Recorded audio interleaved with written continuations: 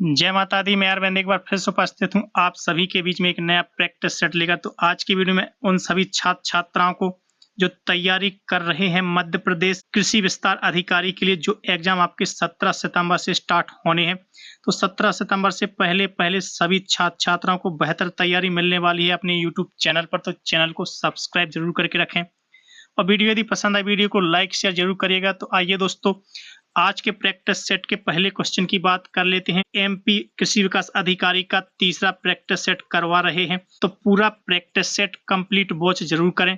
पहला क्वेश्चन जो कि आप सभी से पूछा गया है, क्रॉपिंग इंटेंसिटी शस्य सघनता ज्ञात करने का सबसे सही सूत्र निम्नलिखित में से कौन सा होता है? तो इसका सही जवाब होगा वो होगा कुल बोया गया क्षेत्र बटे शुद्ध बोया गया क्षेत्र गुणे 100। तो ये होगा इसका सही आंसर। तो ए वाला होगा इसका सही जवाब।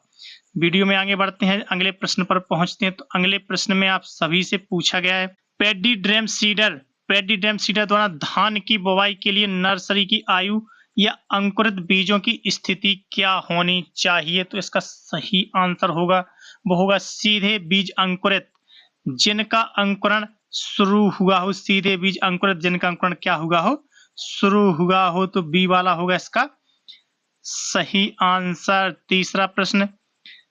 तीसरे प्रश्न में पूछा गया कि निम्नलिखित में से कौन सी फसल C4 पौधा होते हुए भी दिवस निष्प्रभावी डे नेचुरल श्रेणी में आती है? तो डे नेचुरल श्रेणी में कौन सा पौधा या कौन सी फसल आती है? तो इसका सही आंसर होगा वो होगा मक्का। मक्का क्या होगा इसका सही जवाब। तो यदि आप लोगों को क्वेश्चन आंसर और वीडियो पसंद आ रहे हो तो वीडियो को शेयर जरूर करिएगा उन सभी साथी मित्रों के साथ, उन सभी छात्र छात्राओं के साथ जो तैयारी कर रहे हैं एमपी कृषि विस्तार अधिकारी की। अगले प्रश्न में पूछा गया कि रिले क्रॉपिंग को आप अन्य किस नाम से जानते हैं? जो रिले क्रॉपिंग होता है उसको आप अन्य किस नाम से जानते हैं? तो वो जानते हैं ओवरलैपिंग क्रॉपिंग क्या होता है? रिले क्रॉपिंग का दूसरा नाम। अगला प्रश्न, तो 5वें प्रश्न में आप सभी से पूछ लिया गया है, जीरो टिलेज के आविष्कारक या इसे लोकप्रिय बनाने वाले वैज्ञानिक कौन माने जाते हैं? तो जो जीरो टिलेज है उसके आविष्कारक या प्रसिद्ध करने वाले, फेमस करने वाले वैज्ञानिक कौन माने जाते हैं? तो वो माने जाते हैं ट्रिपल स्ट्रीट होगा इसका सही जवाब। छठवें प्रश्न पर पहुंचते हैं। तो छठवें प्रश्न में आप सभी से मृदा एवं उर्वरक के क्वेश्चन पूछे गए हैं जो कि आपके सिलेबस के अकॉर्डिंग है। इस पूरी वीडियो में, इस पूरी सीरीज में जो हम आप लोगों के लिए चला रहे हैं प्रैक्टिस सेट की, तो पूरे सीरीज में सिलेबस के अकॉर्डिंग आप सभी के लिए क्वेश्चन आंसर तैयार किए गए। तो पूरी सीरीज कंप्लीट जरूर वॉच करें जिससे कि आपकी 17 सितंबर के पहले पहले पूरी तैयारी कंप्लीट हो सके। क्षारीय मृदा अल्कालाइन सॉइल के सुधार के लिए निम्नलिखित में से किस रसायन का प्रयोग किया जाता है? तो किस रसायन का प्रयोग क्षारीय मृदा के सुधार के लिए किया जाता है? तो वो किया जाता है जिप्सम का CaSO4.2H2O। तो ये होगा इसका सही आंसर।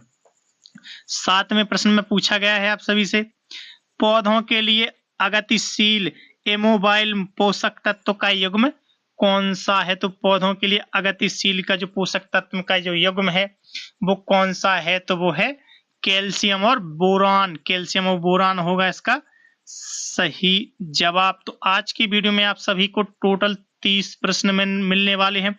तो 30 प्रश्न पूरे जरूर वॉच करें जिससे कि आपको बेहतर तैयारी मिल सके।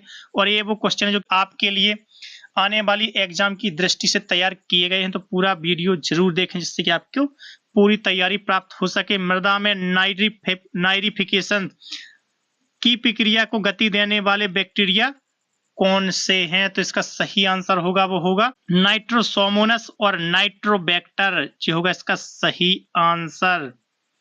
9वें प्रश्न का डिस्कशन करते हैं आप सभी के साथ।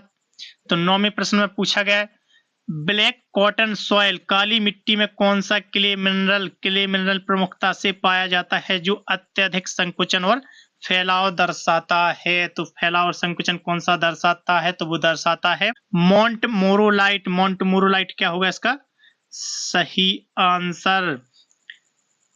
बढ़ते हैं वीडियो में आगे और 10वें प्रश्न की जानकारी देते हैं आप सभी को। मृदा की ब्लैक डेंसिटी ज्ञात करने का सही सूत्र क्या है? बल्क डेंसिटी है। बल्क डेंसिटी ज्ञात करने की सही सूत्र क्या होता है? तो सही सूत्र होता है वो होता है शुष्क मृदा का वजन बटे मृदा का कुल आयतन। शुष्क मृदा का वजन बटे मृदा का कुल आयतन। तो ये होगा इसका सही आंसर। 11वें प्रश्न में आप सभी से पादप सुरक्षा से बहुत ही अच्छे महत्वपूर्ण प्रश्न लिए गए हैं जो कि आपको सिलेबस अकॉर्डिंग तैयार किए गए हैं। तो 11वें क्वेश्चन में पूछा गया धान का खैरा रोग, खैरा डिसीज किस कारण से होता है? तो वो होता है जिंक यानी जेडन, जिंक की कमी के कारण। तो जिंक होगा इसका सही आंसर। बढ़ते हैं अगले प्रश्न की तरफ। 12वें प्रश्न की जानकारी देते हैं आप सभी को। IPM समेकित कीट प्रबंधन में आर्थिक क्षति स्तर, इकोनॉमिक इंजरी लेवल, EIL से क्या तात्पर्य है? तो इसका सही आंसर होगा वो होगा कीटों का वह घनत्व जिस पर होने वाला नियंत्रण खर्च फसल हानि के बराबर होता है। तो बी वाला होगा इसका सही आंसर। 13वें प्रश्न की तरफ बढ़ते हो। 13वें प्रश्न की जानकारी देते हैं। 13वें प्रश्न में पूछा गया बोर्डो मिश्रण, बोर्डोक्स मिक्सचर के घटक और उनका सही अनुपात क्रम क्या होगा? तो वो होगा कॉपर सल्फेट प्लस चूना प्लस पानी 1:1:100। तो ये होगा इसका सही आंसर। 14वें प्रश्न में पूछा गया हेलिकोबरपा आर्मीगेरा के प्रसिद्ध कीट का वैज्ञानिक नाम क्या है? तो इसका सही आंसर होगा वो होगा तनाछेदक। तनाछेदक होगा इसका सही आंसर। तो इसी तरह के और भी महत्वपूर्ण प्रश्न, महत्वपूर्ण क्लासेस, महत्वपूर्ण वीडियो प्राप्त करने के लिए चैनल को सब्सक्राइब जरूर करके रखें जिससे कि आप सभी को वीडियो की नोटिफिकेशन मिल जाया करेगी और आप सभी को क्वेश्चन आंसर प्राप्त हो जाया करेंगे। तो अगले प्रश्न में पूछा गया है सिस्ट नेमुलाइट का वैज्ञानिक नाम जो गेहूं या अन्य अनाजों को प्रभावित करता है। तो इसका सही आंसर होगा वो होगा हेडेरोडोरा एबेनी। हेडेरोडोरा एबेनी होगा इसका सही जवाब। अगला प्रश्न जो कि आपका उद्यानिकी यानी हॉर्टिकल्चर से पूछ लिया गया। तो हॉर्टिकल्चर से आपके बहुत ही अच्छे प्रश्न पूछे जाएंगे एग्जाम में। तो एग्जाम की दृष्टि को देखते हुए हमने आप लोगों के लिए बहुत ही अच्छे प्रश्न तैयार किए हैं। नींबू वर्गीय फलों में कैंकर रोग का कारक जीव कौन सा है? तो इसका सही आंसर होगा वो होगा जेंथोमोनास सिस्ट्री। जेंथोमोनास सिस्ट्री होगा इसका सही जवाब। 17वें प्रश्न की तरफ बढ़ते हैं। 17वें प्रश्न में पूछा गया है आप सभी से आम में स्पंज टिश्यू, स्पोनी टिश्यू की समस्या सबसे अधिक किस किस्म में पाई जाती है? तो वो पाई जाती है अल्फांसो। अल्फांसो होगा इसका सही आंसर। 18वें प्रश्न की तरफ बढ़ते हैं। तो जैसा कि हमने वीडियो में आप सभी को बताया है कि इस प्रैक्टिस सेट में, इस वीडियो में आप सभी को टोटल 30 प्रश्न मिलने वाले हैं जो कि बहुत ही महत्वपूर्ण है आप सभी के एग्जाम की दृष्टि से। टेंड्रिल क्लाइंबर या पैतान के माध्यम से प्रतोहण करने वाली सब्जी वर्गीय फसल कौन सी है? तो इसका सही आंसर होगा वो होगा कुकुरबिट्स। कद्दू वर्गीय कुकुरबिट्स होगा इसका सही आंसर। 19वें प्रश्न की जानकारी देते हैं। फूल गोभी में बेहपटल विकार किस पोषक तत्व की कमी के कारण होता है? तो वो होता है मोलिब्डेनम। मोलिब्डेनम होगा इसका सही आंसर। 20वें प्रश्न की जानकारी देते हैं। तो 20वें प्रश्न में पूछा गया है प्रूनिंग और ट्रेनिंग का मुख्य उद्देश्य उद्यानिकी में क्या होता है? जो प्रूनिंग और ट्रेनिंग होता है उसका उद्यानिकी में मुख्य उद्देश्य क्या होता है? तो वो होता है पौधों को सुंदर आकार देना और प्रकाश संश्लेषण हेतु धूप की उपलब्धता बढ़ाना। तो ये वाला होगा इसका सही आंसर। 21वें प्रश्न की तरफ बढ़ते हो। तो 21वें प्रश्न से आपके कृषि अर्थशास्त्र एवं विस्तार शिक्षा के बहुत ही महत्वपूर्ण प्रश्न लिए हैं हमने। तो अगले प्रश्न की जानकारी देते हैं आप सभी को।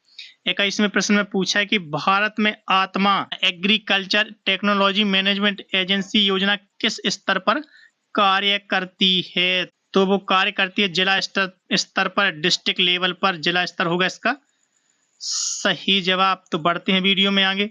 22वें प्रश्न पर पहुंचते हैं। इलेक्ट्रॉनिक नेशनल एग्रीकल्चर मार्केट ई-नेम की शुरुआत कब हुई थी? तो जो ई-नेम की शुरुआत हुई थी वो हुई थी 14 अप्रैल सन 2016 में। तो 14 अप्रैल सन 2016 होगा इसका सही आंसर। 23वें प्रश्न का डिस्कशन करते हैं। विस्तार शिक्षा एक्सटेंशन एजुकेशन की प्रकृति कैसी मानी जाती है? तो वो मानी जाती है अनौपचारिक शिक्षा, informal out of school education. तो ये होगा इसका सही आंसर। 24वें प्रश्न की तरफ बढ़ते हैं और 24वें प्रश्न का डिस्कशन करते हैं आप सभी के साथ। न्यूनतम समर्थन मूल्य एमएसपी की सिफारिश भारत में किस संस्था द्वारा की जाती है? तो एमएसपी की सिफारिश जो है भारत में किस संस्था द्वारा की जाती है? तो वो की जाती है CACP, commission for agriculture cost prices. ये होगा इसका सही आंसर। 25वें प्रश्न का डिस्कशन करते हैं। संचार कम्युनिकेशन मॉडल में SMCR मॉडल किसने प्रतिपादित किया था? तो वो प्रतिपादित किया था डेविड बर्लो। डेविड बर्लो होगा इसका सही जवाब। पादप शरीर क्रिया विज्ञान और फसल सुधार से पूछा गया 26 से 30 प्रश्न जो आपके रहेंगे वो आपके इस टॉपिक से पूछे गए हैं। तो अगला प्रश्न आपका C3 पौधों की तुलना में C4 पौधों में प्रकाश श्वसन की दर कैसी होती है? तो वो होती है नगण्य शून्य। तो ये होगा इसका सही आंसर। 27वें प्रश्न का डिस्कशन करते हैं। 27वें प्रश्न में पूछा गया निम्नलिखित में से कौन सा पादप हार्मोन तनाव हार्मोन स्ट्रेस हार्मोन के रूप में जाना जाता है? तो वो जाना जाता है SB6 acid, ABA। SB6 acid होगा इसका सही जवाब। 28वां प्रश्न।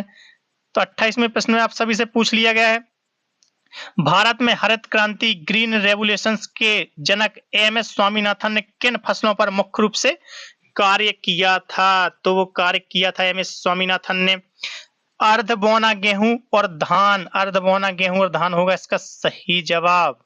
29वां प्रश्न।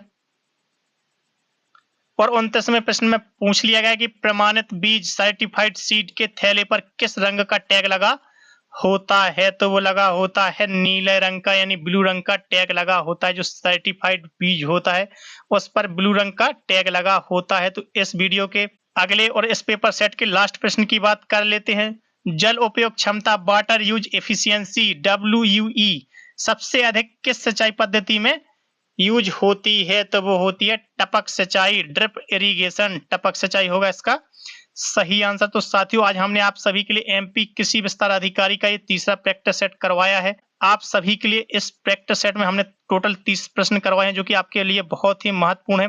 और जैसा कि आप सभी को पता होगा कि आपके जो एग्जाम है वो सितंबर 2026 से शुरू होने हैं MP कृषि विस्तार अधिकारी के। तो 17 सितंबर के पहले सभी छात्र छात्राओं के लिए बेहतर तैयारी आप सभी के लिए अपने YouTube चैनल अर्पिता अरविंद राजा चैनल पर करवाई जा रही है। एक बहुत ही अच्छी सीरीज हम आप लोगों के लिए चला रहे हैं जिसमें आप लोगों के लिए पर डे प्रैक्टिस सेट लेकर आते हैं। तो पर डे के प्रैक्टिस सेट प्राप्त करने के लिए चैनल को सब्सक्राइब जरूर करके रखें। वीडियो यदि पसंद आए वीडियो को लाइक शेयर करना मत भूलिएगा। मिलते हैं साथियों कल एक नए पेपर सेट के साथ, तब तक के लिए धन्यवाद। जय हिंद दोस्तों।